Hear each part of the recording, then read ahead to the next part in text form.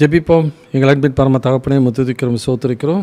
அநாதி சிநேகத்தினாலே ஸ்நேகித்த காரணத்தினால் எடுத்துக்கொண்டவரையும் சோத்திருக்கிறோம். எங்கள் மேலே கொண்ட அன்பினாலே குமாரனாய் இயேசு எங்களுக்கு அந்த பூமியில் இரட்சகராக தந்தரலி இவ்வளவு பெரிய ரட்சிப்பு இலவசமாய் கொடுத்தவரையும் சோத்திருக்கிறோம். எங்களை திக்கற்றொடா விடாமல் எங்களுக்கு தந்த துணையாளரான பரிசுத்த ஆவியானவருக்கு நன்றி. எழுதி கொடுத்த ஜீவனுள்ள வார்த்தைகளுக்கு நன்றி, வாக்குத்தத்தங்களுக்கு நன்றி. அதன்படி உண்மையில் ஒரு போதுமானவருமாய் இருக்கிறவரே, இயேசு கிறிஸ்துவின் நாமத்தில் இந்த நாளிலே நாங்கள் கூடி வருகிற ஆண்டவரே, இந்த கூடுகையும் இன்றைக்கு நாங்கள் தியானிக்க வேத வசனங்களையும் எங்களுக்கு ஆசீர்வாதமாக்கி தாங்க. தடையாக இருக்கிற அந்த காலத்தின் சக்திகள் இயேசு நாமத்தில் அகன்று போகட்டும்.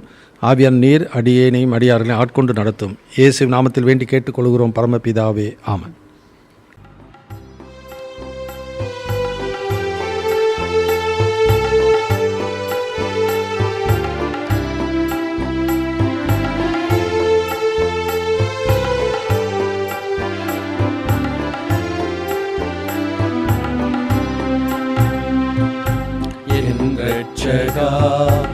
என் இயேசுவே, என்னை அழைத்த நல் மீட்பரே.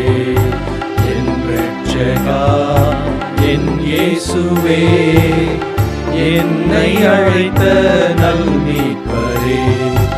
என் உள்ளத்தில் சந்தோஷத்தை தந்தவா உம்மை ஸ்தோத்தரிப்பேன். என் உள்ளத்தில் சந்தோஷத்தை தந்தவா உம்மை ஸ்தோத்தரிப்பேன். என் இரட்சகா, என் இயேசுவே, என்னை அழைத்த நல் மீட்பரே. தூரமாய் நானும் சென்ற போது அன்பாய் என்னை அழைத்தீரே. தூரமாய் நானும் சென்ற போது அன்பாய் என்னை அழைத்தீரே. காலமெல்லாம் நான் உந்தன் ஒளியில் என்றும் நிலைத்து வாழ்ந்து சுகிப்பேன். காலமெல்லாம் நான் உந்தன் ஒளியில் என்றும் நிலைத்து வாழ்ந்து சுகிப்பேன்.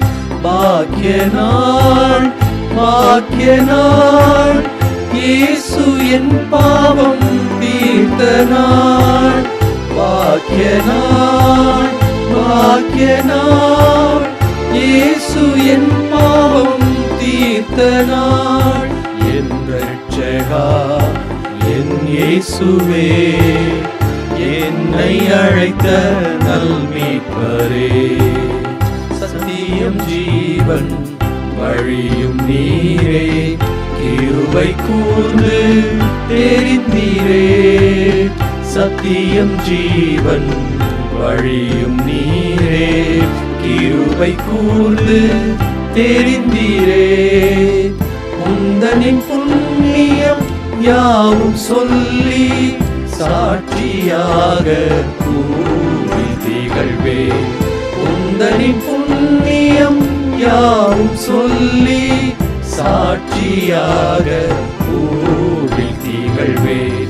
பாக்கிய நாள், பாக்கிய நாள், இயேசு என் பாவம் தீர்த்த நாள். பாக்கிய நாள், பாக்கிய நாள், இயேசு என் பாவம் தீர்த்த நாள். என் இரட்சகா, என் இயேசுவே, என்னை அழைத்த நல் மீட்பரே. என் உள்ளத்தில் சந்தோஷத்தை தந்தவா உம்மை ஸ்தோத்தரிப்பேன். என் உள்ளத்தில் சந்தோஷத்தை தந்தவா உம்மை ஸ்தோத்தரிப்பேன். என் இரட்சகா, என் இயேசுவே, என்னை அழைத்த நல் மீட்பரே.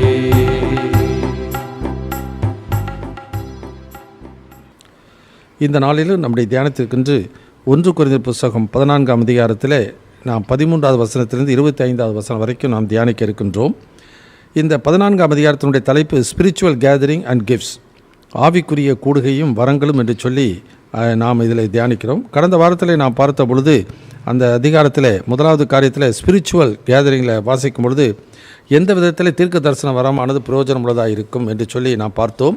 அதனால் முதல் காரியத்தில் வாசிக்கிறது 1-5 வசனம் வரைக்கும் இம்பார்ட்டன்ட் கிஃப்ட், முக்கியமான வரங்களை நாடுங்கள் என்று சொல்லி பவுல் சொல்லுகிறதை நான் பார்க்கிறோம். ஏனெனில் அந்த நாட்களிலே கொரிந்து சபையின் மத்தியிலே பிறவினத்தார் மத்தியிலே ஆவியானவர் கொடுக்கிற வரமானது அவருடைய சித்தத்தினுடைய தீர்க்க தரிசன வரம். ஆனால் அதற்கு முன்னதாக ஆவியானவர் ஆதி திருச்சபையின் நாட்களிலே அப்போஸ்தலர் நடவடிக்கை புத்தகம் 18ஆம் அதிகாரம் வரைக்கும் கொடுக்கின்ற வரம் என்னவென்றால் அது அந்நிய பாஷைகளை பேசுகிறது. ஆனால் இவர்கள் ஆண்டவர் கொடுக்கிற வரத்தை நாடாமல் விரும்பாமல் தங்களுடைய சுயபக்திக்கு ஏதுவான அல்லது சுயநலத்தோடு கூடி அவர் என்ன பண்ணுறாங்க, அந்த அந்நிய பாஷையை தேடுகிறபடினாலே அவர்கள் குழப்பம் அங்கே உண்டாகிறதை பார்க்கிறோம். அதனால் தெளிவான பேச்சு இல்லாமல் தங்களுடைய பரவசத்திலே அவர்கள் பேசுகிற பேச்சு, அதற்கு பரலோக பாஷை என்று சொல்கிறார், தூதர்கள் பாஷை என்று சொல்கிறார்கள், ஆவியானவர் கொடுக்கிற அந்நிய பாஷை என்று சொல்லி அபிஷேகத்தினுடைய நிறைவு என்று சொல்கிறார், ஆவியினுடைய நிறைவில் வருகிறது சொல்கிறார்கள்.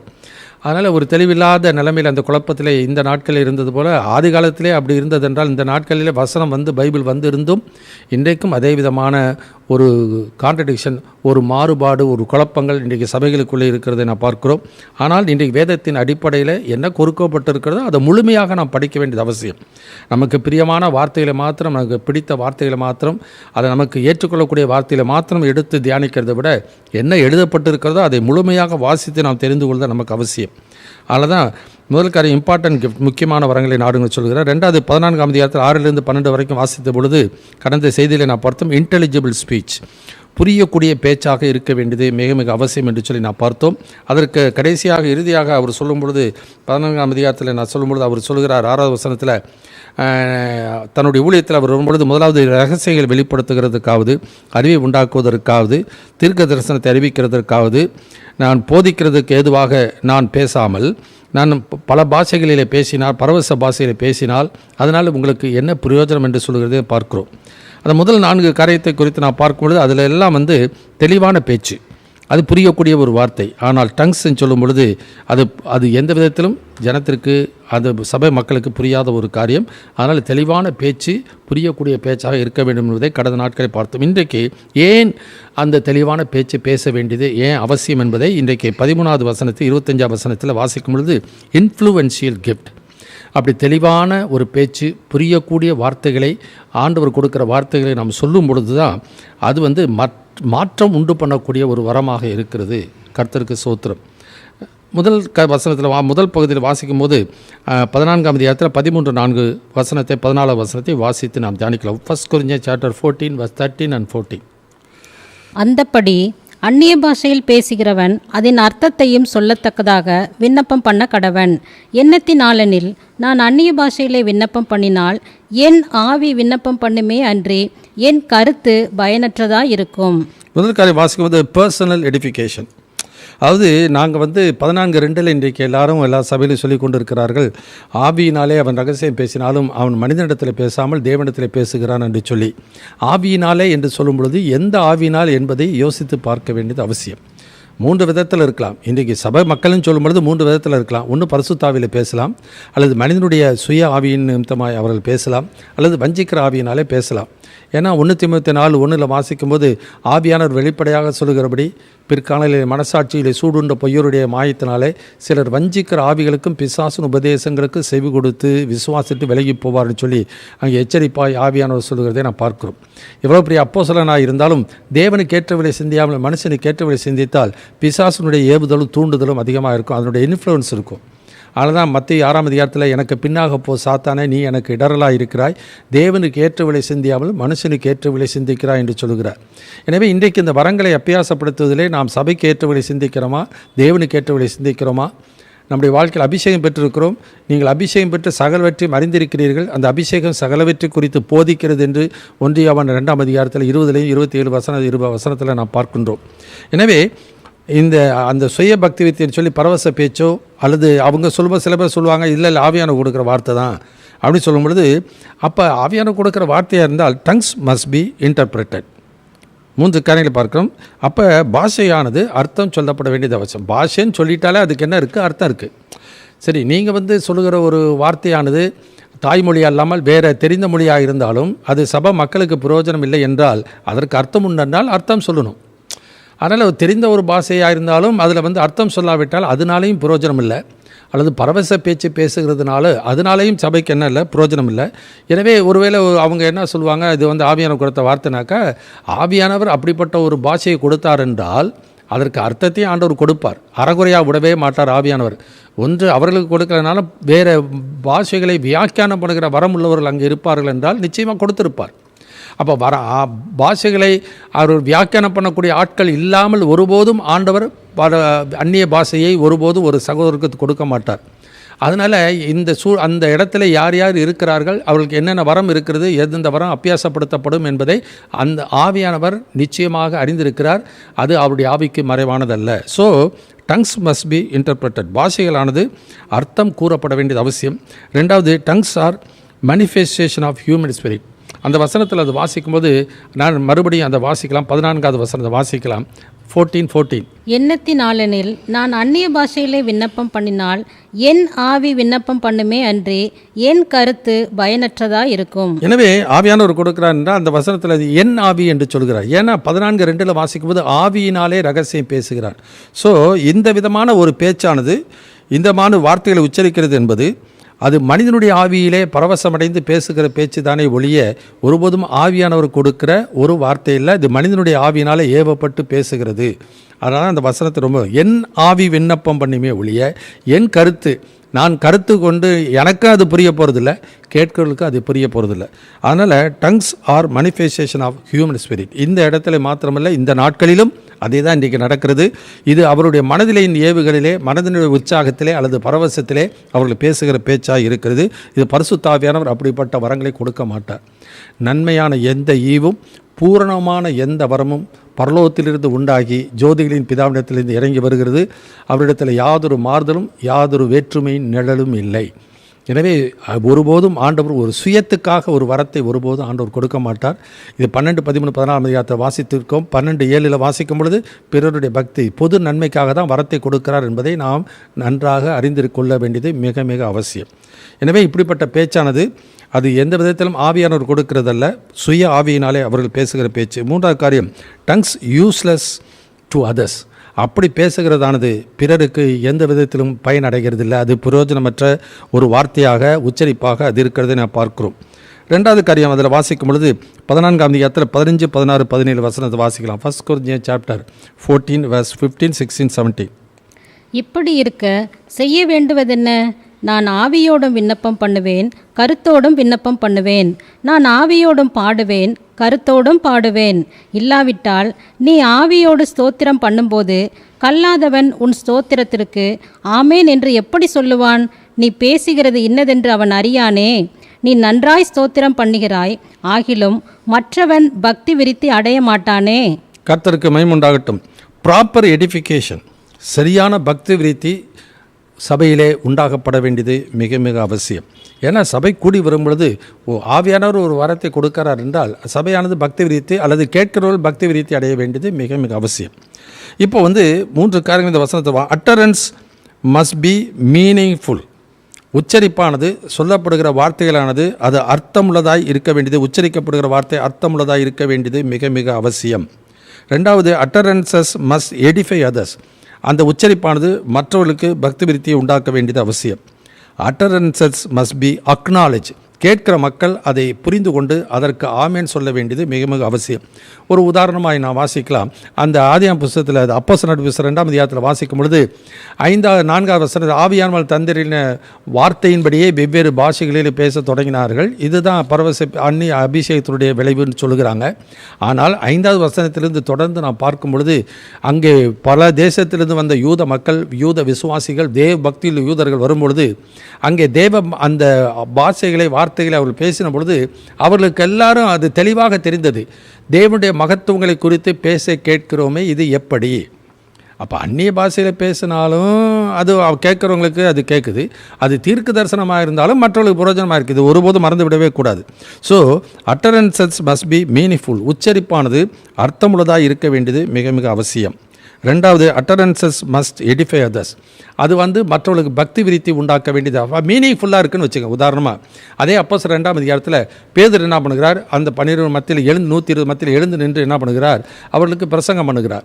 அப்போ பிரசங்கம் பண்ணும்பொழுது அங்கே அந்த வார்த்தைகளை கேட்கும் பொழுது என்ன ஆகுது, அர்த்தமுள்ள ஒரு வார்த்தைகளாக இருக்குது. உதாரணமாக வாசிக்கலாம். அப்போஸ்தலர் புத்தகத்தில் 2ஆம் அதிகாரம் எடுத்துக்கொள்வோம். 34வது வசனத்திலிருந்து நான் வாசிக்க கேட்போம். அவருடைய பிரசங்கத்தினுடைய ஒரு பகுதியை நாம் கேட்போம். பேதுரு பண்ணுகிற பிரசங்கத்தினுடைய ஒரு பகுதி. தாவீது பரலோகத்திற்கு எழுந்து போகவில்லையே, நான் உம்முடைய சத்துருக்களை உமக்கு பாதப்படியாக்கி போடும் வரைக்கும் நீர் என் வலது பாரிசத்தில் உட்காரும் என்று கர்த்தர் என் ஆண்டவருடனே சொன்னார் என்று அவனே சொல்லியிருக்கிறான். ஆகையினால் நீங்கள் சிலுவையில் அறைந்த இந்த இயேசுவையே தேவன் ஆண்டவரும் கிறிஸ்துவும் ஆக்கினார் என்று இஸ்ரவேல் குடும்பத்தார் யாவரும் நிச்சயமாய் அறிய கடவர்கள் என்றான். இதை அவர்கள் கேட்டபொழுது இருதயத்தில் குத்தப்பட்டவர்களாகி பேதுருவையும் மற்ற அப்போஸ்தலரையும் பார்த்து, சகோதரரே, நாங்கள் என்ன செய்ய வேண்டும் என்றார்கள். எனவே அவர் பிரசங்கம் பண்ணி கொண்டு வரும்பொழுது அவர்கள் அது அறிய கடவீர்கள் என்று சொல்லும் பொழுது அவர்கள் அறிந்து கொண்டார்கள், புரிந்து கொண்டார்கள், இருதயத்திலே உணர்த்தப்பட்டார்கள், இருதயத்தில் குத்தப்பட்டு நாங்கள் இப்போ என்ன செய்ய வேண்டும். அப்போ பேசும் பொழுது கருத்தோடு கூட பேசாவிட்டால் கேட்கிறது என்னதென்று எப்படி தெரியும்? முதல்ல அந்நிய பாஷையில் பேசினார்கள், அதுவும் அவர்களுக்கு புரிந்தது. பேதுரு பிரசங்கம் பண்ணுகிறார், அதுவும் அவர்களுக்கு புரிந்தது. ஆனால் அந்த புரிந்த காரியத்தை அவர்கள் வாழ்க்கையில் உணர்ந்திருப்பது ஆண்டவரிடத்தில் என்ன பண்ணுகிறாங்க, என்ன செய்ய வேண்டும் என்று கேட்கிறார்கள், உணர்த்தப்பட்டார்கள். எனவே அட்டரன்சஸ் மஸ்ட் எடிஃபை அதர்ஸ், மற்றவர்களுக்கு அது பக்தி விருத்தியை உண்டாக்க வேண்டியது மிக மிக அவசியம். மூன்றாவது காரியம் வாசிக்கிறோம், அட்டரன்சஸ் மஸ்ட் பி அக்னாலேஜ். அது வந்து அங்கீகரிக்கப்பட வேண்டியது அவசியம், ஏற்றுக்கொள்ளப்பட வேண்டியது மிக மிக அவசியம். அதனால தான் அவள் ஏற்றுக்கொண்டபடி நான் உதாரணமாக வாசிக்கலாம். அதே அப்போஸ்தலர் நடபடி புத்தகம் 10ஆம் அதிகாரம் எடுத்துக்கொள்வோம். 43வது வசனத்திலிருந்து நாம் வாசிப்போம். அவரை விசுவாசிக்கிறவன் எவனோ அவன் அவருடைய நாமத்தினாலே பாவ மன்னிப்பை பெறுவான் என்று தீர்க்கதரிசிகள் எல்லாரும் அவரை குறித்தே சாட்சி கொடுக்கிறார்கள் என்றான். இந்த வார்த்தைகளை பேதுரு பேசிக்கொண்டிருக்கையில் வசனத்தை கேட்டவர்கள் யாவர் மேலும் பரிசுத்த ஆவியானவர் இறங்கினார். அவர்கள் பல பாஷைகளை பேசுகிறதையும் தேவனை புகழுகிறதையும் பேதுருவோடே கூட வந்திருந்த விருத்த சேதனமுள்ள விசுவாசிகள் கேட்கும்போது பரிசுத்த ஆவியின் வரம் புறஜாதிகள் மேலும் பொழிந்தருளப்பட்டதை குறித்து பிரமித்தார்கள். அப்பொழுது பேதுரு, நம்மை போல பரிசுத்தாவியை பெற்ற இவர்களும் ஞானஸ்நானம் பெறாதபடிக்கு எவனாகிலும் தண்ணீரை விலக்கலாமா என்று சொல்லி கர்த்தருடைய நாமத்தினாலே அவர்களுக்கு ஞானஸ்நானம் கொடுக்கும்படி கட்டளையிட்டான். அப்பொழுது சில நாள் அங்கே தங்கும்படி அவனை வேண்டிக் கொண்டார்கள். கர்த்தருக்கு மகிமை உண்டாகட்டும். இங்கே அந்த கொர்நேலிய வீட்டார் அந்நிய பாஷைகளை பேசுகிறார்கள். அது அவர்களுக்கு அந்நிய பாஷை, ஆனால் கேட்கிறவர்களுக்கு அது தெரிந்த பாஷை, தெரிந்த ஒரு மொழியாக இருக்கிறது. எனவே அந்நிய பாஷையில் பேசும் பொழுது அது வந்து அங்கே அங்கீகரிக்கப்படுகிறதை பேதுரு அதை அங்கீகரிக்கிறார். எப்படி, நம்மை போல பரிசுத்தாவியை பெற்ற இவர்களுக்கு தண்ணீரை விளக்கலாமா, அவங்க ஞானஸ்நானம் கொடுன்னு கூட கேட்கல.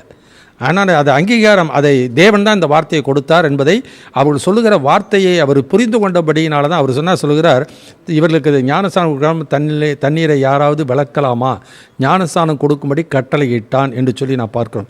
இதை தான் அப்போஸ்தலர் 2ஆம் அதிகாரத்தில் அவர் வந்து பிரசங்கம் பண்ணுவது 38லேருந்து 40 வார்த்தை வரைக்கும் சொல்லும் பொழுது அந்த வார்த்தையை சந்தோஷமாக ஏற்றுக்கொண்டவர்கள் ஞானஸ்நானம் பெற்றார்கள். அன்றைய தினம் ஏறக்குறைய 3000 பேர் சேர்த்து கொள்ளப்பட்டார்கள். எனவே அந்த ஒழுங்கின்படி தான் இவர்கள் எல்லாரும் ஆண்டவரை விசுவாசித்தார்கள். அந்த விசுவாசித்தார்கள் என்பதை எதை வைத்து சொல்லுகிறார், ஆவியானவர் தந்த அந்த வரமானது அந்த கொர்நேலிய வீட்டார் மூலமாக செயல்படும் பொழுது அவர்கள் நாவினாலே தெளிவான பேச்சை அவர்கள் பேசுகிறார்கள். அந்த தெளிவான பேச்சை கேட்ட பேதுரு அதை அந்த வார்த்தையில் கேட்டு அதை அங்கீகரித்து இவர்கள் விசுவாசிகள் தான், தேவன் சாமியே வரம் கொடுத்துட்டார், இதை தடுக்கிறதுக்கு நாம் யார், எனவே இதை தடுக்கவும் முடியாது, எனவே அவர்களுக்கு ஞானஸ்நானம் கொடுக்கும்படி கட்டளையிட்டான்.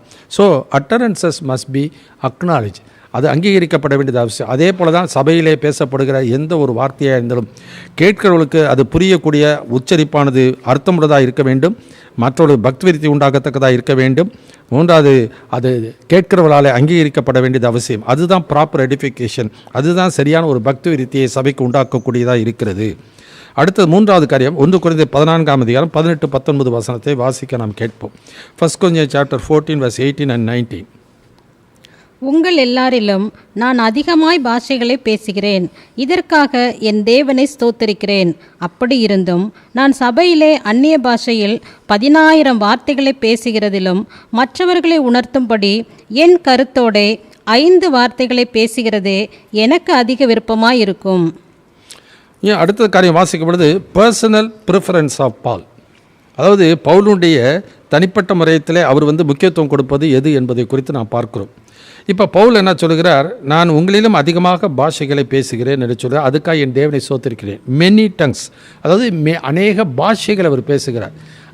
அதிகமான அந்நிய பாஷைகளை பேசல, அதிகமான பாஷைகளை பேசுகிறார். அது ரொம்ப நாம் கவனிக்க வேண்டியது மிக மிக அவசியம். ஸோ இப்போ உதாரணமாக பவுலை குறித்து வாசிக்கிறோம். இப்போ அப்போஸ்தலர் புத்தகம் 9ஆம் அதிகாரம் எடுத்துக்கொள்வோம். 9ஆம் அதிகாரத்தில் ஆண்டவர் அவரோடு கூட இடைபடுகிறார். ஆண்டவர் சொல்லுகிறார், ஆண்டவர் நீர் யார் என்று சொல்கிறார். இயேசு சொல்கிறார், நீ துன்பப்படுத்துகிற இயேசு நானே என்று சொல்கிறார்.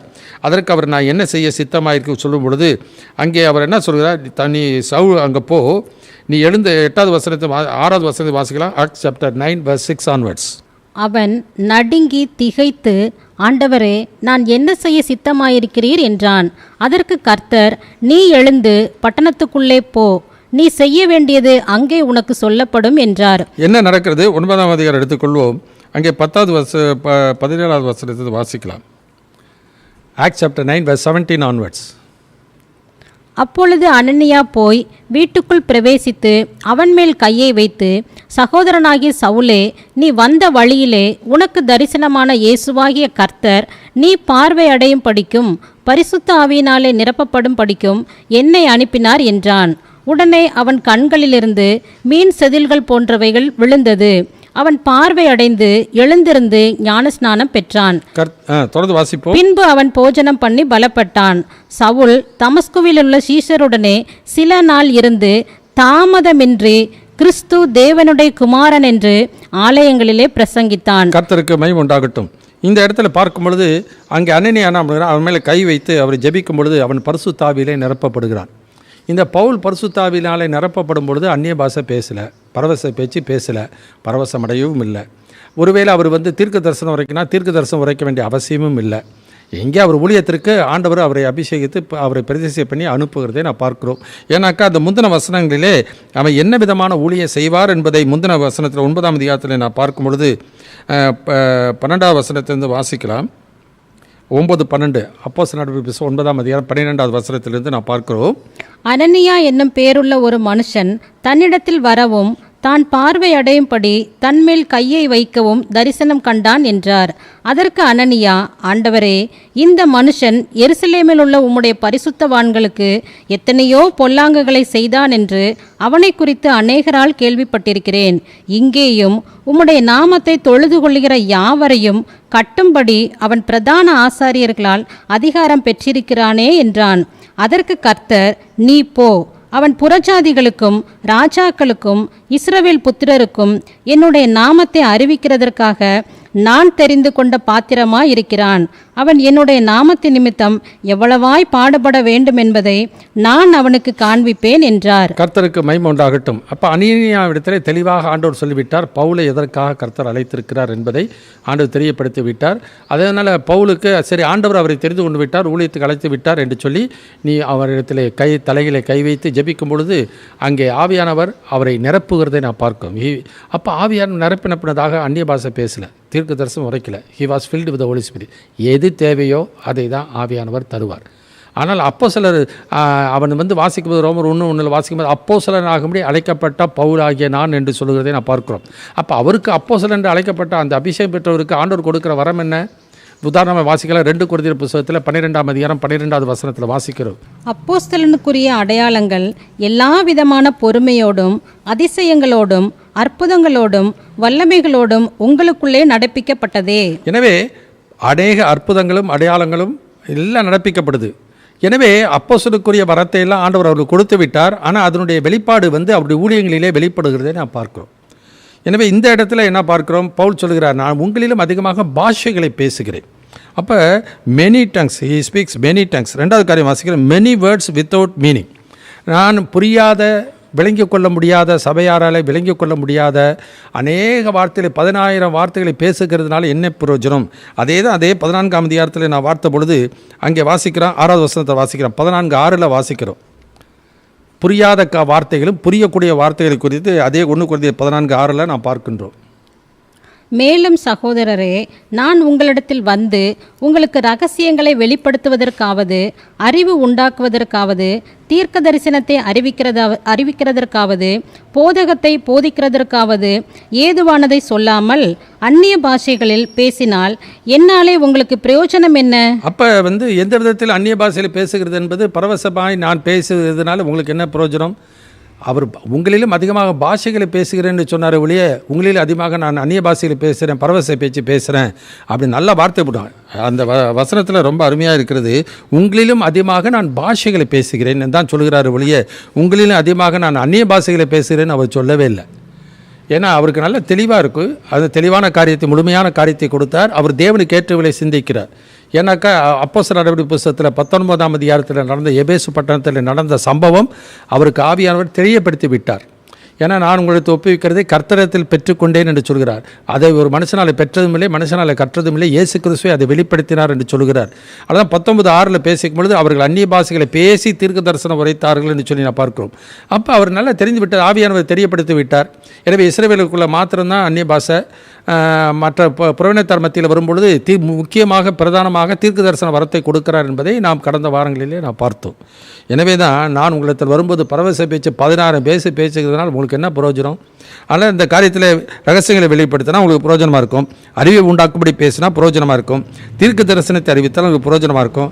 அல்லது நானே உங்களுக்கு அதை அடிப்படையாக வைத்துக்கொண்டு உங்களுக்கு போதகத்தை போதித்தால் அது உங்களுக்கு பிரயோஜனமாக இருக்கும். அப்படி இல்லாமல் நான் பரவசமடைந்து பேசுகிறதுனாலே உங்களுக்கு என்ன பிரயோஜனம்? என்ன அந்நிய பாஷையில், அதாவது ஒருத்தருக்கும் புரியாத ஒரு பாஷையை பேசுகிறதுனாலே என் ஆவி விண்ணப்பம் பண்ணுமே ஒழிய என் கருத்து பயனற்றதாக இருக்கும் என்று சொல்லி முந்தின வசனங்களிலே நான் பார்க்கிறோம். உதாரணமாக வாசிக்கலாம். ஆக்ட்ஸ் சாப்டர் 16 அதில் வாசிக்கும் பொழுது பவுல் என்ன பண்ணுகிறார்? அதன் பின்பு தெர்பைக்கு லிஸ்திராவுக்கும் போனான். அங்கே என்ன பண்ணுகிறார்? தீமோத்தேயு எனப்பட்ட ஒரு சீஷன் அங்கே இருந்தான்.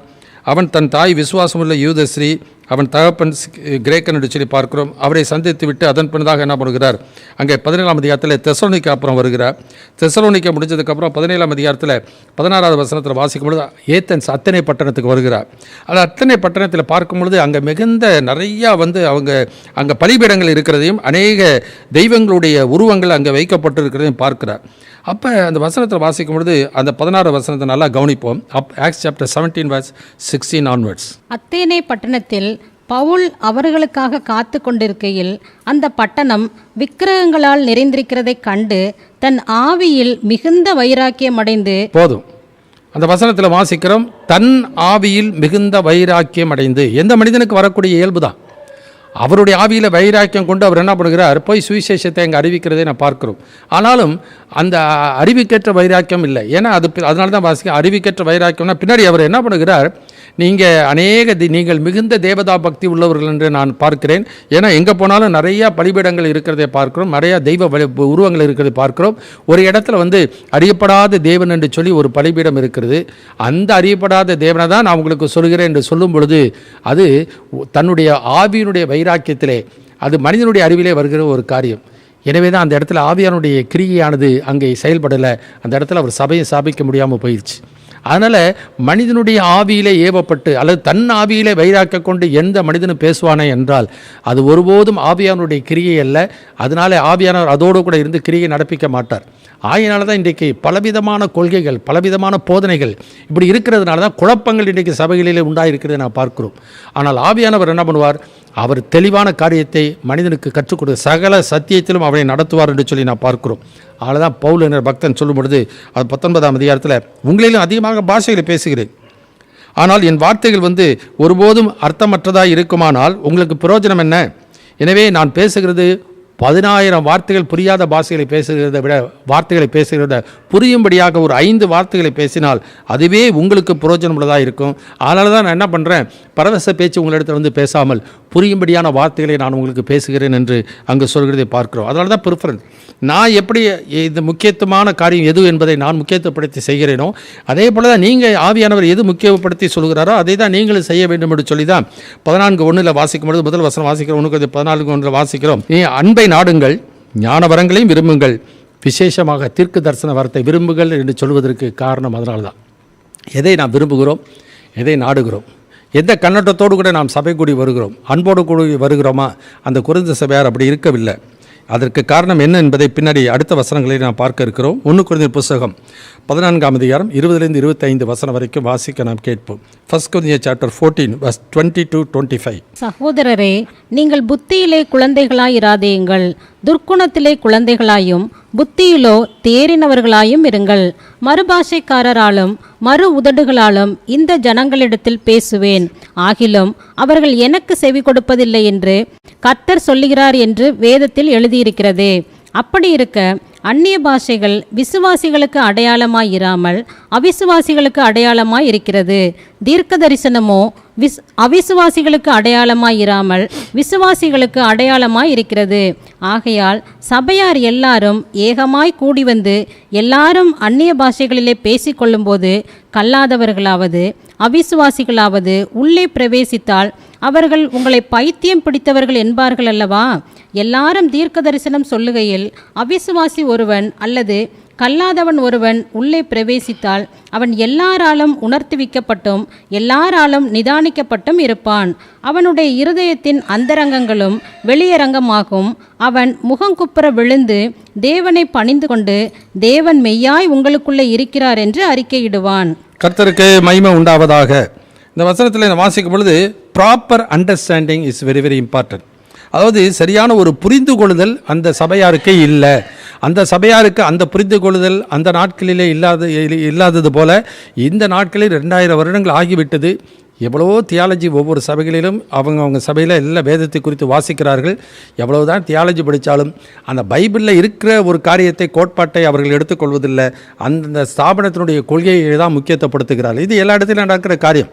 இல்லாவிட்டால் ஒரே பைபிளிலிருந்து எப்படி இவ்விதமான வித்தியாசமான கொள்கைகள் எப்படி போதனைகள் வர முடியும்? இன்றைக்கி தமிழ்நாட்டில் ஒரே சிலபஸ் வச்சுருக்கிறாங்க. எந்த ஊரில் போனாலும் எந்த ஸ்கூலில் சேர்ந்தாலும் அந்த சிலபஸை மாறவே மாறாது. ஆனால் இன்றைக்கு ஆவிக்குரிய சபைகளிலே இன்றைக்கி கிறிஸ்துவ மார்க்கத்தில் மாத்திரம் எப்படி இவ்வளவு கொள்கைகள் போதனைகளிலே வித்தியாசம் வருகிறது? அது வருகிறது என்றால் அது நிச்சயமாக மனிதனால் வருகிறதான ஒழிய ஒருபோதும் தேவனாலே வருகிறது அல்ல.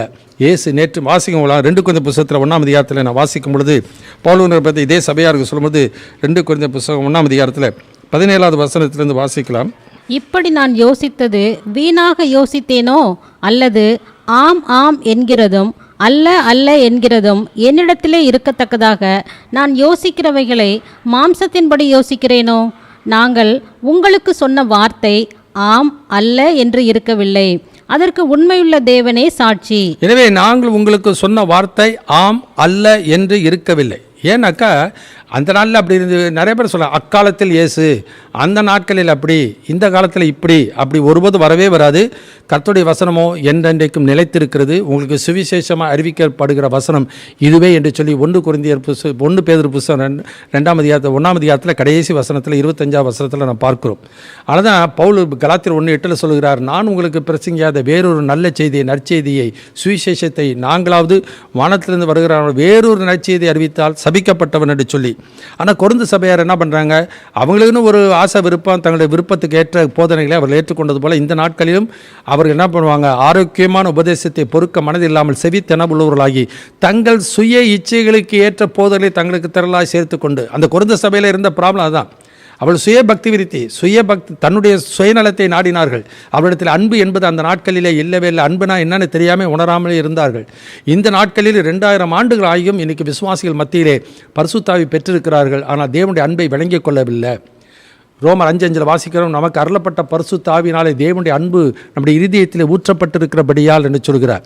நீதிமானுக்காக ஒருவன் மரிக்கிறது அரிது, நல்லவனுக்காக ஒருவேளை ஒருவன் மரிக்க துணிவான். நாம் பாவிகளாக இருக்கையில் கிறிஸ்து நமக்காக மரித்ததினாலே தேவன் நம்மேல் வைத்த தமது அன்பை விளங்க பண்ணினார். விளங்கிக் கொள்ளுதல் மிக மிக அவசியம். விளங்கிக் கொள்கிறது மாத்திரமல்ல, அந்த விளங்கிக் கொண்ட அன்பையே நம்முடைய வாழ்க்கையிலே அபியாசப்படுத்த வேண்டியது அவசியம். இன்றைக்கி விளங்கிக் கொள்கிறது இல்லை, பக்தியாக வாழ்கிறதையில் சடங்குலாம் திருப்தியாக இருக்கிறார்கள் ஒழிய வேத வசனத்தை விளங்கிக் கொள்கிறதில்லை. ஆத்துமா அறிவில்லாமல் இருப்பது நல்லதல்ல. எனவே இஸ்ரவேல் ஜனங்கள் சங்காரமாகிறதுக்கான அறிவில்லாமையினால் சங்காரமாகிறார்கள். இன்றைக்கு அறிவை வெறுத்து விட்டார்கள். இன்றைக்கு அதே விதமாக தான் ஸ்தாபனங்கள் என்ன பண்ணுறாங்க? அந்த ஆண்டவருடைய பரிசுத்தரின் அறிவு என்பதை அவர்கள் உணர்ந்து தெரிந்திருப்பார்களாம். தாங்கள் சொல்லுகிறது சரிதானா என்பதை அவர்கள் சீர்தூக்கி பார்த்திருப்பார்கள்.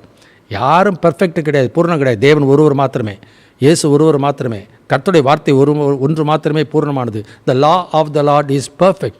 கர்த்தருடைய வேதம் குறைவற்றது என்று சொல்லி வேதத்தில் வாசிக்கிறோம். அப்போ குறைவு இருந்தால் யார் இடத்துல தான் இருக்கும்? மனிதன் இடத்துல தான் இருக்கும். அப்போ என்ன பண்ணுறாங்க, என்னிடத்தில் நாங்கள் சொல்கிறதுனா ரைட்டுன்னு சொல்லி மற்றவங்க சொல்கிறது தப்பு, இப்படி தான் சொல்லிக்கொண்டே போகிறார்கள்.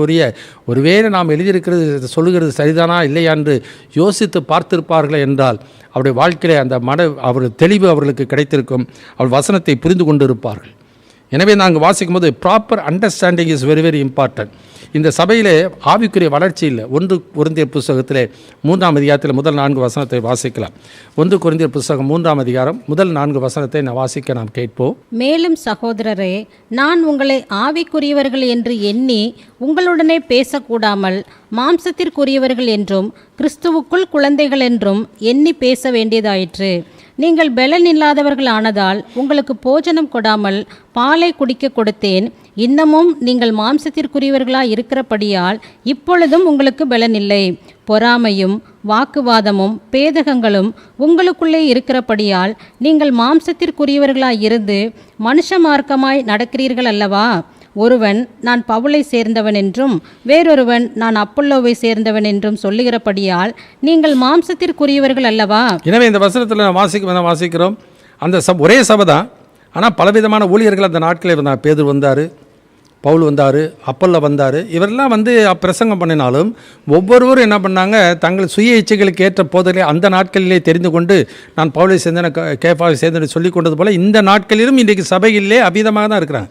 ஊழியக்காரனாக தான் ஹீரோவாக பார்க்குறாங்க. இன்றைக்கி ஏன்னாக்கா அறிவு இல்லை. எந்த ஊழியக்காரனும் ஒரு மனிதனுக்கு விடுதலை கொடுக்க முடியாது. எந்த ஊழியக்காரனும் நிறைவானவன் அல்ல. என்னிடத்தில் பாவம் உண்டென்று யார் கூற முடியும் என்று இயேசு ஒருவர் மாத்திரமே சொல்ல வல்லவராக இருக்கிறார். அதனால் எல்லா ஸ்தாபனங்களும் என்ன நினைக்கிறாங்கனாக்கா, நம்ம சொல்கிறது தான் சரி என்று சொல்லி என்ன பண்ணுறாங்க, சபையில் இருக்கிற மக்களுக்கும் அந்த நம்பிக்கையை அவர்கள் உறுதிப்படுத்த அவர்கள் முயற்சிக்கிறார்கள், அதையே போதிக்கிறார்கள். எனவே இவங்களுக்கு பிடித்த ஒரு போதகராக இருந்தால், இவருக்கு பிடித்த ஒரு கொள்கையாக இருந்தால் அதை ஏற்றுக்கொண்டு அதிலே நிலைத்திருக்கிறத தான் இன்றைக்கு சபைகளிலே நாம் பார்க்கின்றோம். ஆனால் யாரும் அவ்விதமாக இருப்போமானால் நம்மை நாமே ஏமாற்றிக் கொள்வோம். ஆதி திருச்சபையில் உண்மையாய் பக்தியாக வாழ்ந்த மக்கள் அப்படி இல்லை. அப்போஸ்தலருடைய புத்தகத்தில் 17ஆம் அதிகாரம் 11வது வசனத்தில் வாசிக்கும்போது அந்த பட்டணத்தார் மனோ வாஞ்சையாய் வசனத்தை ஏற்றுக்கொண்டு காரியங்கள் இப்படி இருக்கிறதா என்று தினந்தோறும் வேத வாக்கியங்களோடு ஒப்பிட்டு பார்த்தார்களாம். ஆர்சி பைபிள் ரொம்ப அருமையாக இருக்குது. அப்போஸ்தலர்கள் போதிப்பது மறைநூலுடன் ஒத்துள்ளதா? அப்போ ஆண்டவரால் தெரிந்து கொள்ளப்பட்ட அனுப்பப்பட்ட அந்த அழைக்கப்பட்ட அந்த அப்போஸ்தலர்கள் போதிப்பதே மறைநூலுடன் ஒத்துள்ளதா என்று அந்த நாட்களிலே பார்த்திருப்பார்கள் என்றால் இந்த நாட்களிலே எத்தனை பேர் ஒப்பிட்டு பார்க்குறாங்க? எத்தனை பேர் வேதத்தோடு கூட அவர்கள் ஆராய்ந்து பார்க்கிறார்கள்? சபைக்கு போகிறாங்க, கேட்குறாங்க, அது பிடிச்சிருக்கு, உடனே அதை பின்பற்றி போகிறார்கள். அதை ஊழியர்களும் அப்படியே இருக்கிறாங்க, அதை சபை மக்களும் அப்படி இருக்கிறாங்க. ஆனால் ஆண்டவர் சொல்லுகிறார், என் ஆடுகள் என் சத்தத்துக்கு செவி கொடுக்கின்றன, நான் அவைகளை அறிந்திருக்கிறேன், அவைகள் எனக்கு பின் செல்கின்றன. யாருக்கு நாம் பின் செல்கிறோம்? எந்த கொள்கையை நாம் நம்பிக்கொண்டிருக்கிறோம்? எதை பின்பற்றி நாம் போகிறோம்? யோசித்து பார்த்து கொள்ளுதல் மிக மிக அவசியம். எனவே ப்ராப்பர் அண்டர்ஸ்டாண்டிங். அப்போ இந்த சபையார் இடத்துல அவர் சொல்லுகிற ஒரு காரியம், அந்த 20வது வசனத்தை மறுபடியும் வாசிக்க நாம் கேட்போம். சகோதரரே, நீங்கள் புத்தியிலே குழந்தைகளாய் இராதேயுங்கள், துர்க்குணத்திலே குழந்தைகளாகவும் புத்தியிலோ தேறினவர்களாயும் இருங்கள். அடுத்த வசனம், மறுபாஷைக்காரராலும் மறு உதடுகளாலும் இந்த ஜனங்களிடத்தில் பேசுவேன், ஆகிலும் அவர்கள் எனக்கு செவி கொடுப்பதில்லை என்று கர்த்தர் சொல்லுகிறார் என்று வேதத்தில் எழுதியிருக்கிறதே. எனவே ப்ராப்பர் அண்டர்ஸ்டாண்டிங். ஏன் இந்த குழப்பம் வருதுனாக்கா, வேதத்தை குறித்த அறிவு சரியில்லை, ஆவியானவர் குறித்த அவர்களுக்கு சரியில்லை. அது மாத்திரமல்ல, தேவனுடைய நோக்கம் திட்டம் என்பது அவர்களுக்கு சரியாக புரிந்து கொள்ளலை. ஆனால் எல்லா உபதேசத்திலும் சம்பூர்ணமாக்கப்பட்டவர்கள் தான். ஆனாலும் அவர்கள் என்ன பண்ணுறாங்க, தங்கள் சுய விருப்பம், தன்னை மாம்ச சிந்தையின் அடிப்படையிலே அவர்கள் செயல்பட்டபடியினாலே அவரவன் தனக்கானவர்களை பிறருக்கான நோக்குவான்கிற அந்த கோட்பாட்டையே அவர்கள் தவற விட்டு விட்டார்கள். எனவே அன்பு அவருடைய வாழ்க்கையில் இல்லாததுனாலே அந்த புரிந்து கொள்ளுதலும் அவருடைய வாழ்க்கையில் இல்லை. ஏன்னாக்க அந்த சொல்கிறார், அந்த 6 காரியங்களே இந்த வசனங்களிலே நான் பார்க்கின்றோம். அதாவது முதலாவது மாரல் கண்டிஷன், அவருடைய ஒழுக்க நிலைமை எப்படி இருக்கிறது? அவர்கள் இன்னும் மாம்சத்துக்குட்பட்டவர்களாக இருக்கிறார்கள், சுயத்தை சார்ந்தவர்களாக இருக்கிறார்கள். இன்றைக்கு அதே விதமாக தான் இந்த அந்நிய பாஷை பேசுகிறவன் தன் ஆவியினாலே ரகசியம் பேசுகிறான், அவன் தன் ஆவியினாலே பரவசம் அடைந்து பேசுகிறான். அது ஒருபோதும் ஆவியானவர் கொடுக்கறதல்ல. எனவே மற்றவர்கள் யாருக்கும் அந்த வார்த்தை அவருக்கும் புரியுதில்லை, கேட்கிறதுக்கும் புரியுதில்லை. 2வது மெச்சூரிட்டி ஆஃப் கேரக்டர், அவருடைய வாழ்க்கையிலே பண்புகளிலே தேர்ச்சியும் இல்லை. அதனால் பவுல் சொல்கிறார், நீங்கள் புத்தியிலே குழந்தைகளாயிராமல் புத்தியிலே தேறினவர்களாக இருங்கள் என்று சொல்கிறார். ஸோ ஆவிக்குரிய வாழ்க்கையிலே வளர்ச்சி என்பது மிக மிக முக்கியம். இல்லாவிட்டால் ஒருபோது நம்முடைய வாழ்க்கையில வேத வசனங்களை புரிந்து கொள்ள முடியாது. சின்ன பிள்ளைங்களாம் பார்த்தீங்கன்னாக்கா, இப்போ ஒரு முட்டாய் இருக்குது, அந்த முட்டாயை வந்து ஒரு ரேப்பரில் வச்சு பல கலரில் இருக்குதுன்னு வச்சுங்களேன், பல கலரில் இருக்குது, ஆனால் உள்ளுக்கு இருக்கிற கண்டென்ட் ஒன்று தான். அதை பல கலரில் ஒவ்வொருத்தருக்கும் மிட்டாய் கொடுத்தாலும் அந்த பிள்ளைக்கு என்ன பண்ண தெரியுமா, அந்த மிட்டாயை வாங்கிட்டு தன்னிட்ட இருக்க கலர் சிவப்பாக இருந்துச்சுன்னா 100 பிள்ளைகிட்ட மஞ்சளாக இருந்துச்சு, 100 பிள்ளைகிட்ட வந்து பச்சையாக இருந்துச்சுனாக்கா இதை வாங்கிட்டு அதை தான் பார்த்துக்கிட்டே இருக்கும். அது உள்ளுக்கு இருக்கிற கண்டென்ட் ஒன்று தான் என்கிறதே அந்த பிள்ளைகள் புரிந்து கொள்கிறது இல்லை. அதே விதமாக சத்தியம் பைபிள் ஒன்று தான், ஆனால் ஒவ்வொருத்தரும் ஒவ்வொரு ரேப்பரை வச்சு கொடுக்குறாங்க. ஆனால் ரேப்பர் வச்சு கொடுக்கும்போது அது ஒவ்வொரு அது பச்சைங்க, இது வெள்ளைங்க, இது ஊதாங்க, இது சோப்புங்க என்று சொல்லி வேறுபாடு வெளியில் வைத்து கொண்டு போகிறார்கள் ஒழிய வேத வசனம் என்ன சொல்கிறது, கண்டென்ட் சத்தியம் தான், அது ஒருபோதும் மாறப்போகிறதில்லை. அந்த சத்தியத்தை அவர்கள் பின்பற்றாததுனால தான் அவளுக்கு உண்மையான விடுதலை இல்லை. அதனால தான் ஆண்டவர் சொல்கிறார், நீங்கள் என் உபதேசத்தில் நிலைத்திருந்தால் மெய்யாகவே என்னுடைய சீஷர்களாக இருப்பீர்கள், சத்தியத்தையும் அறிவீர்கள், சத்தியம் உங்களை விடுதலையாக்கும் என்று சொன்னார். ஆனால் அவங்க என்ன சொல்கிறாங்க, நாங்கள் ஆபிரகாமுடைய சந்ததி, விடுதலை ஆவீர்கள் என்று எப்படி சொல்கிறீர்? அப்போ சொல்கிற, பாவம் செய்கிற எவனும் பாவத்துக்கு அடிமையாக இருக்கிறான், குமாரன் விடுதலை ஆக்கினால் மெய்யாகவே விடுதலை ஆவீர்கள். அதனால் பாவம் செய்கிற யாராக இருந்தாலும், ஊழியராக இருந்தாலும், சாபகராக இருந்தாலும், சாபனமாக இருந்தாலும் சரி, அல்லது எந்த பக்தி உள்ளவர்களாக இருந்தாலும் சரி, ரட்சிக்கப்பட்ட ஞானஸ்நானம் பெற்ற அபிஷேகம் பெற்ற 40 வருஷம் 30 வருஷம் இருக்கிற ஊழியர் எதுவாக இருந்தாலும் பாவம் செய்கிற எவனும் பாவத்துக்கு அடிமை.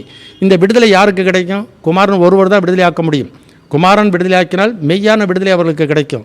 ஏதோ சும்மா 2 அறிக்கை விட்டுட்டு போகிறதல்ல. தன் பாவங்களை மறைக்கிறவன் வாழ்வடைய மாட்டான், அவைகளை அறிக்கை செய்து விட்டு விடுகிறவனும் இரக்கம் பெறுவான். எனவே development, character development is very very important. பண்புகளிலே தேர்ச்சி அடைய வேண்டியது அவசியம். பவுல் 1 கொரிந்தியர் 4:20 சொல்கிறார், நீங்கள் தேவன் ராஜ்யம் பேச்சிலே அல்ல பலத்திலே இருக்கிறது என்று சொல்லி பார்க்கிறோம். அது இந்த கடைசி நாட்களில் 2 தீமோத்தேயு 3:5 வாசிக்கும் பொழுது கடைசி நாட்களிலே கட்டுப்படுத்த முடியாத காலம் வரும். எனவே இவர்கள் வாழ்க்கையிலே வளர்ச்சி அடையாமல், சத்தியத்தை தெரிந்து கொள்ளாமல், அதை புரிந்து கொள்ளாமல் வளரும் பொழுது என்ன ஆகுனாக்கா அவருடைய பக்தியெல்லாம் வேஷமாக போயிடும். 5 வாசிக்கிறோம், அவர்கள் தேவ பக்தியின் வேஷத்தை தெரித்து அதன் பலனை மறுதளிக்கிறவர்களாக இருப்பார். ஏன்னா சத்தியத்தை தெரியல, சத்திய மெய்யான விடுதலை அவருக்கு கிடைக்கல, வெறும் பக்தி, போலியான பக்தி. இதுதான் இஸ்ரவேல் ஜனங்கள் அந்த நாட்களில் இருந்தது, இதுதான் அந்த குருது சபையில் இருந்தது, இதுதான் இன்றைக்கு பிரதானமாக நிறையா சபைகளிலே இவ்விதமான நிலைமை தான் இன்றைக்கு காணப்படுகிறது. ஆகியனால தான் ஆவியானவர் எச்சரிப்பாக சொல்கிறார், விசுவாச துரோகம் முந்தி நேரிடும். ஏன்னா விசுவாச துரோகம் என்னென்னா, எழுதி கொடுத்த வேத சத்தியத்துக்கு விலகி போனாலே இது துரோகம். மாறுபாடனை 2 வழிகளில் நடக்கிறவன் அவற்றில் ஒன்றிலே விழுவான். எனவே இதுதான் சத்தியம் என்று சத்தியத்தை விட்டு இடதுபுறமோ வலதுபுறமோ போனால் அவர்கள் நிச்சயமாக தேவனுடைய வேத சத்தியத்துக்கு மாறாக போவார்கள். அதுதான் துரோகம். ஆனால் எபிரேயர் 3:7 சொல்ல, இன்று அவருடைய சத்தத்தை கேட்பீர்களாயில் சோதனை நாளில் நடந்தது போல உங்கள் இருதயங்களை கடினப்படுத்தாதிருங்கள். 10 சொல்கிறார், அவர்கள் என் வழிகளை அறியாதவர் என்று என் கோபத்திலே ஆணையிட்டேன் என்று சொல்கிறார். அதனால தான் இன்றைக்கு என்ன சொல்கிறாங்க, பரவசம் அடைஞ்சு பேச்சுட்டாக்கா அது பிசாசுக்கு தெரியாது, அது ஆண்டவருக்கு மாத்திரம் தெரியும். ஆனால் அந்நிய பாஷையிலேயே பேசிட்டிங்கனாக்கா ஆண்டவர் விடுதலை கொடுத்துருவார். பிசாசை துரத்துறதுக்கு அந்நிய பாஷை, ஆண்டோட ஜபிக்கிறதுக்கு அந்நிய பாஷை, துதிக்கிறதுக்கு அந்நிய பாஷை, இன்றைக்கி எல்லாமே அந்நிய பாஷையில் செஞ்சுட்டாக்கா இன்றைக்கு அதற்காக கொடுக்கப்படவில்லையே. எனவே பவுல் என்ற பக்தர் சொல்கிறார், மெச்சூரிட்டி ஆஃப் கேரக்டர், பண்புகளிலே தேர்ச்சி அடைய வேண்டியது அவசியம். 3வது என்ன சொல்கிறார், மெச்சூரிட்டி இன் அண்டர்ஸ்டாண்டிங், புரிந்து கொள்ளுதலிலே தேர்ச்சி இருக்க வேண்டியது அவசியம். அந்த 1 கொரிந்தியர் 14 சொல்லும் பொழுது 21 இப்படி வாசிக்கிறோம். 1 கொரிந்தியர் 14:21 வாசிக்கிறோம், மறுபாஷைக்காரர்களும் மர உத்தரர்களாலும் இந்த ஜனத்தோடு கூட பேசுவேன். ஆனாலும் அங்கே வசனத்தை வாசிக்கிறோம், ஆகிலும் அவர்கள் எனக்கு செவி கொடுப்பதில்லை என்று கர்த்தர் சொல்லுகிறார் என்று வேதத்தில் எழுதியிருக்கிறதே என்று சொல்லி நான் பார்க்கிறோம். எங்கே வேதத்தில் எங்கே எழுதியிருக்கிறது? ஏசாயா தீர்க்கதரிசன புத்தகம் 28:11-12 வாசிக்கலாம். Isaiah chapter 28:11-12. பரியாச உதடுகளினாலும் அந்நிய பாஷையினாலும் இந்த ஜனத்தோடே பேசுவார். இதுவே நீங்கள் இளைத்தவனை இளைப்பார பண்ணத்தக்க இளைப்பாறுதல், இதுவே ஆறுதல் என்று அவர்களோட அவர் சொன்னாலும் கேட்க மாட்டோம் என்கிறார்கள். 11 மறுபடியும் நாம் கவனிப்போம். 11 பரியாச உதடுகளினாலும் அந்நிய பாஷைகளினாலும் இந்த ஜனத்தோடு பேசுவார். எந்த ஜனத்தோடு? ஏசாயா இஸ்ரவேல் ஜனங்களோடு கூட தான் பேசி கொண்டிருக்கிறார். அப்போ இந்த ஜனம் என்று சொல்லும்பொழுது அந்த இஸ்ரவேல் ஜனங்கள் மத்தியில் தான் ஆதி அப்போஸ்தலர் காலத்திலே கர்த்தர் இந்த தீர்க்க தரிசன வார்த்தையை நிறைவேற்றுகிறதை நாம் பார்க்கிறோம். பரியாச உதடுகளினாலும், அதே தான் அந்த வசனத்தில் வாசிக்கும்போது மறுபடியும் வாசிக்கிறோம். இங்கே 14:21 வாசிக்கிறோம், மறு உதடுகளாலும் மறு பாஷைக்காரராலும். மறு பாஷைக்காரர் அப்படின்னு சொல்லும் பொழுது, இப்போ சமாரியர்கள் பேச யூதர்கள் கேட்கிறார்கள், கொர்நேலிய வீட்டார் பேச யூதர்கள் கேட்டார்கள். மறு உதடுகளின் சொல்லும் பொழுது யூத மக்கள் அந்த தேச பக்தி உள்ள யூதர்கள் 17-18 விதமான தேசங்களிலிருந்து வருவிக்கும் பொழுது அவருடைய பாஷைகளை இவர்கள் பேசினார்கள் மறு உதடு.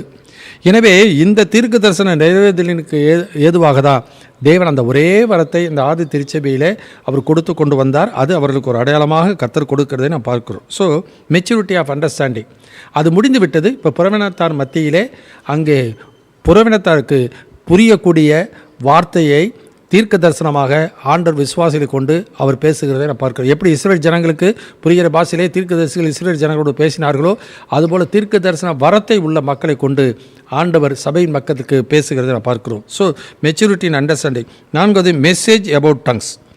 அங்கே வாசிக்கும்பொழுது மறு பாஷைகளை குறித்த செய்தியை அங்கே பார்க்கிறோம். அங்கே ஏசாயா தீர்க்க தரிசன புத்தகத்தில் அந்த மறு பாஷை மறு உதடு அந்நிய பாஷைகளை குறித்த தீர்க்க தரிசனம் நிறைவேறுகிறதை பார்க்கிறோம்.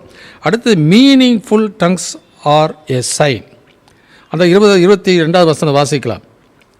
1 கொரிந்தியர் 14:22 வாசிக்கிறோம். அப்படி இருக்க அந்நிய பாஷைகள் விசுவாசிகளுக்கு அடையாளமாய் இராமல் அவிசுவாசிகளுக்கு அடையாளமாய் இருக்கிறது. தீர்க்க தரிசனமோ அவிசுவாசிகளுக்கு அடையாளமாய் இராமல் விசுவாசிகளுக்கு அடையாளமாய் இருக்கிறது. நல்லா கவனிப்போம். அந்நிய பாஷைகள் விசுவாசிகளுக்கு அடையாளம் கிடையாது, அவிசுவாசிகளுக்கு அடையாளம். ஆனால் இன்றைக்கி என்ன சொல்கிறாங்க, நீ அந்நிய பாஷை பேசினாக்கா பரிசுத்தாவி பெற்றதுக்கு அடையாளம், அல்லது அந்நிய பாஷை பேசினாக்கா ஆவி நிறைவுக்கு அடையாளம் என்று சொல்லி அந்நிய பாஷை பேசினா பரிசுத்தாவி பெற்றதுக்கு இப்படி என்ன பண்ணுறாங்க இன்றைக்கி விளக்கம் சொல்கிறாங்க. அது விசுவாசிக்கு அது அடையாளம் இல்லை. அந்நிய பாஷை அவிசுவாசிகளுக்கு அடையாளம் இருக்குது. எப்படின்னா அப்போஸ்தலர் 2ஆம் அதிகாரத்தில் பார்த்தோம், 8ஆம் அதிகாரத்தில் பார்த்தோம், 10ஆம் அதிகாரத்தில் பார்க்கிறோம், அப்புறம் 19ஆம் அதிகாரத்திலே நான் பார்க்கின்றோம். எனவே அந்நிய பாஷைகள் மற்றவர்களுக்கு தான் அடையாளம். It is a sign to unbelievers. அதே தீர்க்க தரிசனத்தை எடுத்துக்கொள்வோமே, தீர்க்க தரிசனம் அவிசுவாசிகளுக்கு அடையாளமாமல் விசுவாசிகளுக்கு அடையாளமாக இருக்கிறது. பழைய ஏற்பாட்டில் தீர்க்க தரிசனம் உரைத்தது தேவனுடைய ஜனங்களுக்கு அடையாளமாக இருந்தது. புதிய ஏற்பாட்டில் தீர்க்க தரிசனம் வரமானது இன்றைக்கு விசுவாசிகளுக்கு அது அடையாளமாக இருக்கிறது. ஆக ரெண்டுமே கேட்கிறவர்களுக்கு புரியக்கூடியதாக இருக்குது. நல்லா கவனிக்கணும். அது அந்நிய பாஷையாக இருந்தாலும் தீர்க்க தரிசனமாக இருந்தாலும் யார் கேட்கிறார்களோ அவர்களுக்கு அது புரியக்கூடியதாக இருந்தது. அதுதான் பூர்ணமான வரம், அதுதான் பரிசுத்த ஆவியானவர் கொடுக்கிற வரம். ஆனால் பவுல் அந்த கொரிந்து சபையாரை பார்த்து சொல்கிறார், புத்தியிலே குழந்தைகளாயிராமல் துர்க்குணத்திலே பண்புகளிலே நீங்கள் குழந்தைகளாக இருங்க, புத்தியிலோ தேறினவர்களாக இருங்கள் என்று சொல்லுகிறதுக்கு காரணம். 6வது கடைசியாக வாசிக்கிற மீனிங்ஃபுல் ப்ராஃபஸி எடிஃபைஸ் த காங்கிரிகேஷன். அர்த்தமுள்ள தீர்க்க தரிசனமானது சபைக்கு பக்தி விருத்தி உண்டாகத்தக்கதாக செய்யுமா? வாசிக்கலாம். அந்த 23வது வசனத்திலிருந்து வாசிக்கலாம். 1 கொரிந்தியர் 14:23 வாசிக்கலாம். ஆகையால் சபையார் எல்லாரும் ஏகமாய் கூடி வந்து எல்லாரும் அந்நிய பாஷைகளிலே பேசிக்கொள்ளும்போது கல்லாதவர்களாவது அவிசுவாசிகளாவது உள்ளே பிரவேசித்தால் அவர்கள் உங்களை பைத்தியம் பிடித்தவர்கள் என்பார்கள் அல்லவா? எல்லாரும் தீர்க்க தரிசனம் சொல்லுகையில் அவிசுவாசி ஒருவன் அல்லது கல்லாதவன் ஒருவன் உள்ளே பிரவேசித்தால் அவன் எல்லாராலும் உணர்த்துவிக்கப்பட்டும் எல்லாராலும் நிதானிக்கப்பட்டும் இருப்பான். அவனுடைய இருதயத்தின் அந்தரங்கங்களும் வெளியரங்கமாகும். அவன் முகங்குப்புற விழுந்து தேவனை பணிந்து கொண்டு தேவன் மெய்யாய் உங்களுக்குள்ளே இருக்கிறார் என்று அறிக்கையிடுவான். ஸோ மீனிங்ஃபுல் ப்ராஃபஸி, அர்த்தமுள்ள தீர்க்க தரிசன வரமானது, அந்த தீர்க்க தரிசன வரத்தின் மூலமாய் வருகிற வார்த்தையானது சபைக்கு பக்தி விருத்தி உண்டாகத்தக்கதாக ஆவியானவர் கொடுக்கிற வரம். அதனால தான் 1 கொரிந்தியர் 14 சொல்கிறார், தீர்க்க தரிசன விசேஷமாக தீர்க்க தரிசன வரத்தை விரும்புங்கள் என்று சொல்லி 6 காரியங்களை எந்த விதத்திலே பக்தி விருத்தி உண்டாக்குகிறது என்பதை குறித்து நாம் பார்க்கிறோம். முதல் காரியம், இட் கன்விக்ஸ், ஒரு மனிதனுடைய தவறை சுட்டி காட்டுகிறது. 2வது, இட் கன்வின்சஸ், ஒரு கேட்கிறவர்களை நம்ப செய்கிறது. இட் கரெக்ட்ஸ், கேட்கிறவர்களை அது தன்னுடைய வாழ்க்கையை சீர்படுத்த செய்கிறது. இட் கன்ஸ்ட்ரக்ட்ஸ், அது சபை மக்களை கேட்கிற மக்களை அது ஆவிக்குரிய ரீதியாக கட்டுவதற்கு உதவி செய்கிறது. இட் கன்வேஸ் த ட்ரூத், சத்தியத்தை மற்றவர்களுக்கு அது தெரிவிக்கிறதாய் அது இருக்கிறது. கடைசியாக it carries out it's purpose, அது கொடுக்கப்பட்டதுடைய நோக்கம் அதனாலே நிறைவேறுகிறதை நான் பார்க்கிறோம். தேவன் எதை செய்தாலும் ஒரு நோக்கத்தோடு கூட செய்வார். 1 கொரிந்தியர் 12:7 இப்படி வாசிக்கிறோம். 1 கொரிந்தியர் சாப்டர் 12:7. ஆவியினுடைய அனுக்கிரகம் அவனுடைய பிரயோஜனத்திற்கென்று அளிக்கப்பட்டிருக்கிறது. 11வது வசனம். இவைகளை எல்லாம் அந்த ஒரே ஆவியானவர் நடப்பித்து தமது சித்தத்தின்படியே அவனவனுக்கு பகிர்ந்து கொடுக்கிறார். 18வது வசனம். தேவன் தமது சித்தத்தின்படி அவயவங்கள் ஒவ்வொன்றையும் சரீரத்திலே வைத்தார். அப்போ எப்படி சரீரத்திலே ஒவ்வொரு அவயத்தையும் ஒரு நோக்கத்தோடு கூட ஆண்டவர் அந்த சரீர உறுப்புகளை ஆண்டவர் அமைத்திருக்கிறாரோ, அதுபோல் சரீரமாகிய சபையிலே ஆவியானவர் தமது சித்தத்தின்படியே அவரவருக்கு வரங்களை பகிர்ந்து கொடுக்கறதை பார்க்கிறோம். கொடுப்பதற்கு ஒரு நோக்கம் உண்டு. ஆகையினால் தான் ஆவியானவர் கொடுக்கிற அந்த தீர்க்க தரிசன வரத்தை விரும்புங்கள், அதை அப்பியாசப்படுத்துங்கள். அதனாலே சபைக்கு பிரயோஜனம் இருக்கும். சபையானது கூட்டி கட்டப்பட்டு வரும். எபேசியருக்கு நிருபம் 2ஆம் அதிகாரம் 20, 21, 22 வசனத்தை வாசிக்கலாம். அப்போஸ்தலர், தீர்க்கதரிசிகள் என்பவர்களுடைய அஸ்திபாரத்தின் மேல் கட்டப்பட்டவர்களுமாய் இருக்கிறீர்கள். அதற்கு இயேசு கிறிஸ்து தாமே மூலைக்கல்லாய் இருக்கிறார். அவர் மேல் மாளிகை முழுவதும் இசைவாய் இணைக்கப்பட்டு கர்த்தருக்குள் பரிசுத்த ஆலயமாக எழும்புகிறது. அவர் மேல் நீங்களும் ஆவியினாலே தேவனுடைய வாசஸ்தலமாக கூட்டி கட்டப்பட்டு வருகிறீர்கள். 20வது வசனத்தை கவனிப்போம். அதே 20வது வசனத்தை மறுபடி கவனிக்கலாம். அப்போஸ்தலர்கள் தீர்க்கதரிசிகள் என்பவருடைய அஸ்திபாரத்தின் மேல் கட்டப்பட்டவர்களாய் இருக்கிறீர்கள். அது இனிமே வேறொரு அஸ்திபாரத்தை போட முடியாது. இன்னும் அப்போஸ்தலர்களும் தீர்க்கதரிசிகள் என்பது அந்த நாட்களிலே கிடையாது. தீர்க்க தரிசன வரம் மட்டும்தான் இந்த நாட்களில் இருக்கிறதை நான் பார்க்கிறோம். அதாவது வெளிப்படுத்தின விசேஷத்தில் அப்போஸ்தலர் அல்லாதவர்கள் தங்களை அப்போஸ்தலர் சொல்லுகிற காரியத்தை குறித்து சொல்கிறார். தீர்க்கதரிசிகள் தன்னை தீர்க்கதரிசி என்கிற எசபேல் என்கிறதை குறித்து சொல்கிறார். 22வது வசனத்தை வாசிக்கலாம். எபேசியர் அதில் 2:22 வாசிக்கலாம்.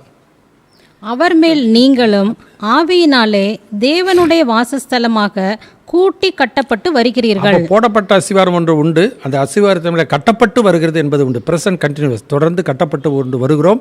எனவே தான் கொரிந்து சபையிலே சபையானது கூட்டி கட்டப்பட்டு வருவதற்காக ஆண்டவர் அந்த தீர்க்க தரிசன வரத்தை கொடுக்கிறதை நான் பார்க்கிறோம். எனவே அந்த முக்கியமானது காரியம் இன்ஃப்ளூயன்ஸ் ஆஃப் த கிஃப்ட். அதுதான் இன்றைக்கு நாம் தியானித்தோம். பரிசுத்த ஆவியானவர் கொடுக்கிற அந்த தீர்க்க தரிசன வரமானது ஒரு சபையிலே ஒரு மாற்றத்தை உண்டு பண்ணக்கூடியதாக இருக்கிறது. அந்த மாற்றம் எவ்விதமாக இருக்கிறதாம்? பக்தி விருத்திக்கு ஏதுவாக இருக்கிறது, வளர்ச்சிக்கு ஏதுவாக இருக்கிறது, கர்த்தருடைய நாமத்துக்கு மகிமையாக இருக்கிறது, மற்றவர்களுக்கு பிரயோஜனம் உள்ளதாக இருக்கிறது. இந்த நோக்கத்தோடு கூட தான் அந்த நாட்களிலே வரத்தை அந்த நாட்களில் மாத்திரமல்ல இந்த நாட்களிலும் சபைக்கு ஆண்டவர் ஆவியானவர் கொடுக்கிறதை நாம் பார்க்கின்றோம். எனவே இந்த வசனத்தை தொடர்ந்து நாம் தியானிப்போம். தொடர்ந்து நாம் தியானிக்க இருக்கின்றோம். நம்முடைய வாழ்க்கையை சீர்தூக்கி பார்ப்போம். நம்முடைய வாழ்க்கையில் தவறு இருந்தால் திருத்திக் கொள்வது நமக்கு நல்லது.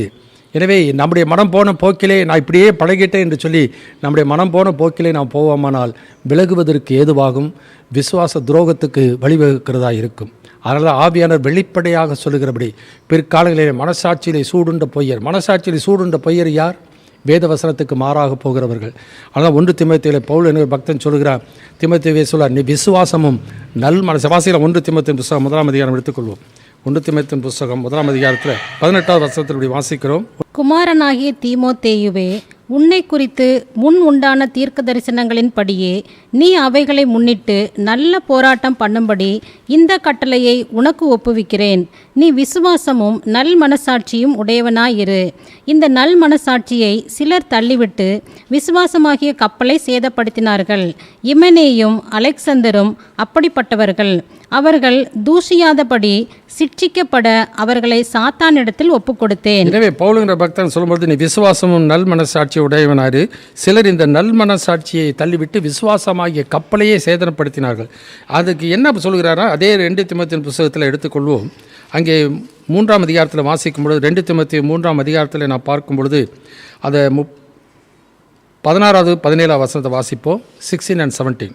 வேத வாக்கியங்கள் எல்லாம் தேவ ஆவியினால் அருளப்பட்டிருக்கிறது. தேவனுடைய மனுஷன் தேறினவனாகவும் எந்த நற்கிரியையும் செய்ய தகுதி உள்ளவனாகவும் இருக்கும்படியாக அவைகள் உபதேசத்துக்கும் கடிந்து கொள்ளுதலுக்கும் சீர்திருத்தலுக்கும் நீதியை படிப்பிக்குதலுக்கும் பிரயோஜனமுள்ளவைகளாய் இருக்கிறது. எனவே பரிசுத்த ஆவியானவர் பாவத்தை குறித்து நீதியை குறித்து நியாய தீர்ப்பை குறித்து கண்டித்து உணர்த்துவார். அது விசேஷமாய் நீங்கள் என்னை விசுவாசிக்கிறபடினாலே நீதியை குறித்து கண்டித்து உணர்த்துவார். அதாவது சபை மக்களுக்கு தேவனுக்கு ஏற்புடைய நிலை இது என்பதை அவர் கண்டித்து உணர்த்துவார். எது தேவனுக்கு ஏற்புடைய நிலை? ஆண்டோடைய வார்த்தையின்படியே விசுவாசிக்கிறதும் அந்த வார்த்தையின்படியே நாம் ஏற்றுக்கொண்டு வாழ்கிறது தான் தேவனுக்கு ஏற்புடைய நிலை. எனவே அதுதான் இந்த வசனங்களிலே அங்கு ஆவியானவர் கற்றுக் கொடுக்கிற பாடம். அதுதான் நம்முடைய வாழ்க்கையில் பிரயோஜனமுள்ளதாக இருக்கும். அதுதான் கர்த்தருடைய நாமத்துக்கு மகிமையாக இருக்கும். அதுதான் தேவனுடைய சித்தத்தை செய்கிறதா இருக்கும். வெறும் வரங்கள் மட்டும் அபியாசப்படுத்தி பிரயோஜனம் அல்ல. தேவனுடைய சித்தத்தை செய்கிறவனே பரலோக ராஜ்யத்தில் பிரவேசிப்பார். கண்களை மூடுவோம், நாம் ஜெபிக்கலாம். எங்கள் அன்பின் பரம தகப்பனே, துதிக்கிறோம், சோத்திரிக்கிறோம்.